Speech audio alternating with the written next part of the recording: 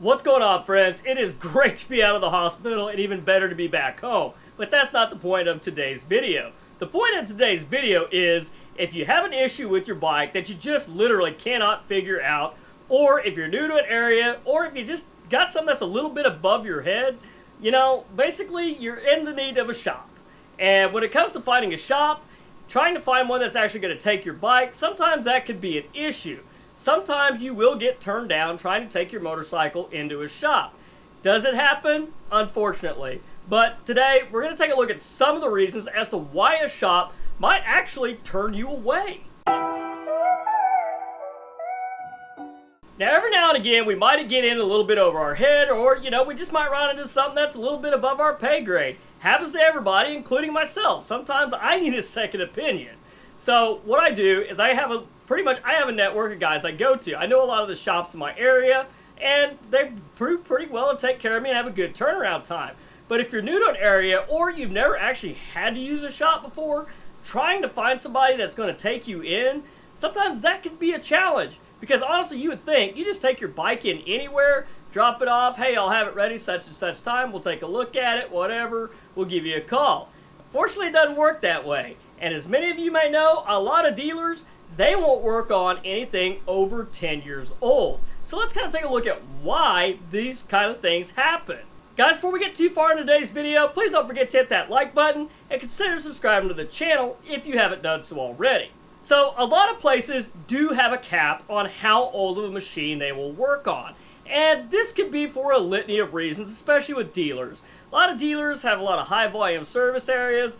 They may not want to take the time to actually delve into an older motorcycle to actually get down to the root of the problem. A lot of older bikes sometimes have a lot of custom wiring, we'll say, or other kinds of custom work that basically, well, dealers just don't want to deal with that stuff. Dealer wants something that's new, bought, or pretty much close to stock. They can get in, hook up digital technician, get in, get out, and get on to the next. Now, another reason why a dealer might actually turn you away because of age is just the fact that if they are to fix something on the bike, and then that's not a guarantee that it's not going to cause something else to break.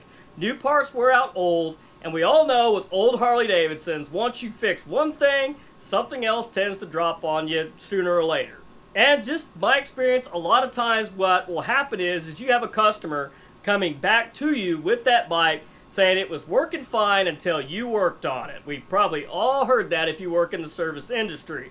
But unfortunately, that does happen. Even though something else on the motorcycle broke that was completely unrelated to anything that the dealership did to the bike, they're going to get the blame for it. Now, another reason why your dealer may not work on your older motorcycle is just the fact that, I hate to say it, they may not have anybody back there that is actually familiar with those.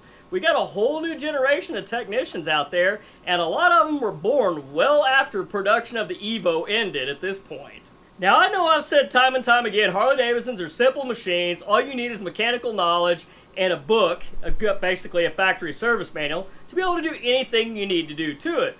But that's for yourself at home in your garage. If you're paying the big bucks to have somebody work on something, you probably don't want this to be the first time they've ever done it in any capacity on that particular engine and trying to walk through a service manual to get it done. That's not exactly what you're paying for. You're paying for knowledge, expertise, and experience, and also that big snap-on toolbox they got back there.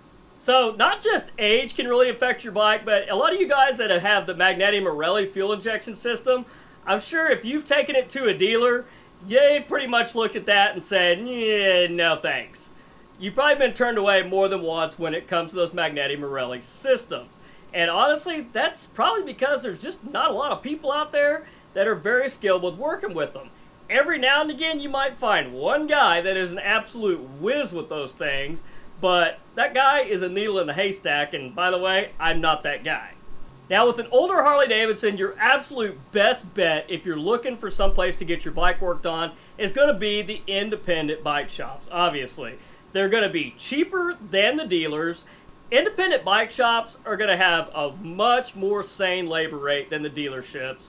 Not saying they're going to be cheap, because these guys have just as much knowledge and experience as the guys in the dealers, and arguably they may actually be better, because what's the difference between a technician and a mechanic? A technician fills the oil to what the specified amount is. A mechanic fills it till it's full on the dipstick. Now, I am not bashing technician job title. That's kind of how it was explained to me when it comes to working in a dealership. Some dealerships won't let you deviate from the book, where at a shop, they do what they know is right at an independent shop versus what the book says. Now, when it comes to a good independent shop, your best source out there is the guys at Bike Night, the people that you run into that ride Harley-Davidsons.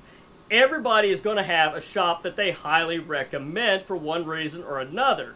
And depending on what you're needing done, go in and talk to them, explain to them what you're needing, and they can generally kind of give you kind of a ballpark quote and tell you basically how busy they are and how long it's going to take to do it, barring they don't run into anything else while they're in there. A lot of the guys that work in these independent shops, they may have worked at dealers, been through the whole Harley-Davidson Training Academy, they may have been to MMI, and they also bring with it their own garage knowledge from just doing it themselves over the years. Now, the one thing I love about independent shops is that these guys, while they would love to charge what the dealership is getting for certain services and jobs, their labor rate, they would love to have that labor rate. But a lot of the independent dealers, these guys have integrity and they love to sleep at night. So even though they could get those rates, they're not going to sit there and bend people over for that kind of money. Now, in some rare instances, you might get turned away at an independent shop.